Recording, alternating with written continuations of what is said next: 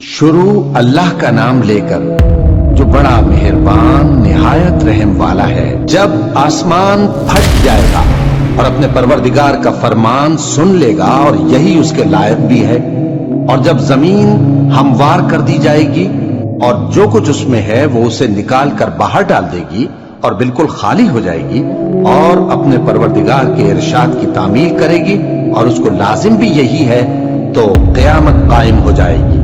اے انسان، تو اپنے پروردگار کی طرف پہنچنے تک خوب تکلیف اٹھاتا ہے، پھر تو اس سے جا ملے گا۔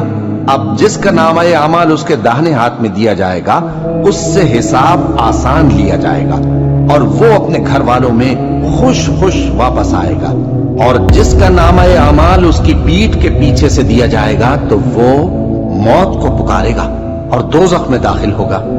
وہ اپنے اہل و عیال ہی میں مگن رہتا تھا، وہ تو خیال کرتا تھا کہ اللہ کی طرف لوٹ کر نہ جائے گا، کیوں نہیں؟ اس کا پروردگار تو اس کو دیکھ رہا تھا۔ سو میں شام کی سرخی کی قسم کھاتا ہوں اور رات کی، اور جن چیزوں کو وہ اکٹھا کر لیتی ہے ان کی، اور چاند کی جب وہ پورا ہو جائے کہ تم لوگ درجہ بدرجہ ضرور چڑھو گے۔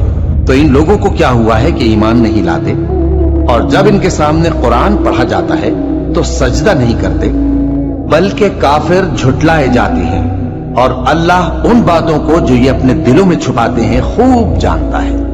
تو ان کو دکھ دینے والے عذاب کی خبر سنا دو۔ ہاں، جو لوگ ایمان لائے اور نیک عمل کرتے رہے ان کے لیے بے انتہا اجر ہے۔